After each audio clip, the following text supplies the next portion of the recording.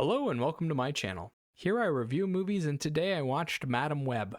It recently came out on streaming, and after the chaotic mess that was its theater release, I decided to check it out and see if it was as bad as everyone said it was. To begin, let's talk about what it is and who made it. Madam Web is a superhero origin story for the character Cassandra Webb. It features a woman who can see the future trying to protect three teenagers who are being targeted by a mysterious man with superpowers. It takes place in New York in 2002 and is based on the comics created by Marvel. The story was written by Burke Sharpless, Matt Sazama, and Karam Sanga. Claire Parker, S.J. Clarkson, Burke Sharpless, and Matt Sazama then adapted it into a screenplay. S.J. Clarkson directed the film, which stars Dakota Johnson as Cassandra Webb, Tahar Rahim as Ezekiel Sims, and Adam Scott as Ben Parker. Okay, let's start with the good.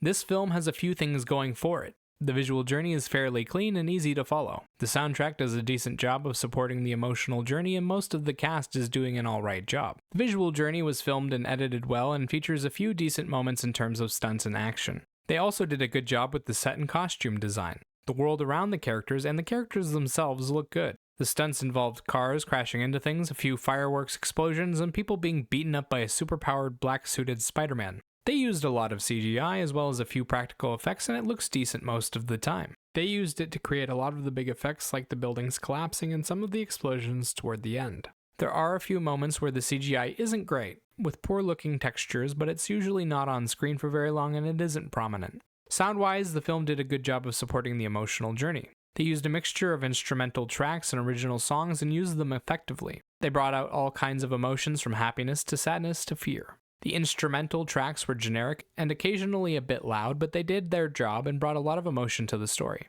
The original songs added a little bit of flavor to the scenery, but didn't have much impact. The cast as a whole features a lot of good actors, and most of them did a good job with what they were given. The dialogue wasn't great, so they had to work at it a bit, but there are very few awkward line deliveries outside of the lead actors. Alright, now that I've covered what little good there was in this film, it's time to address the rest of this dumpster fire. Let's start with the biggest problem: Dakota Johnson. She is a stone that you couldn't get any emotion out of even if you dropped it off a cliff. When her character is supposed to be hurt and upset, she's got a zen-like face on. If she's supposed to make a rousing speech, she can't muster anything more than a monotone trumpet. She sounds like Eeyore just getting out of bed for the entire film, and her expression never changes once. Her lack of emotion kills any chance the movie has of being good. The story relies on her building chemistry with the other characters and being a somewhat likable person. Instead, she's a statue that weighs down every single scene she's in. Even the other actors struggle to be in scenes with her. It's almost like they're trying to match her non-existent energy, and they start to look like zombies too.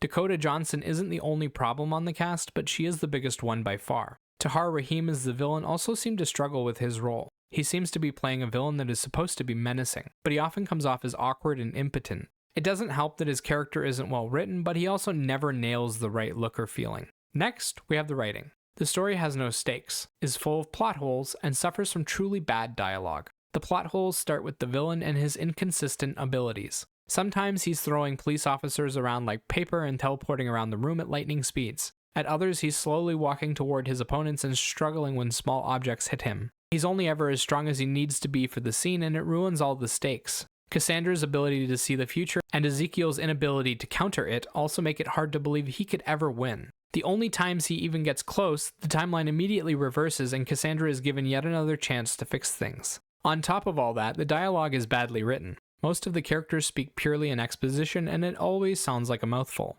A tiresome slog to listen to.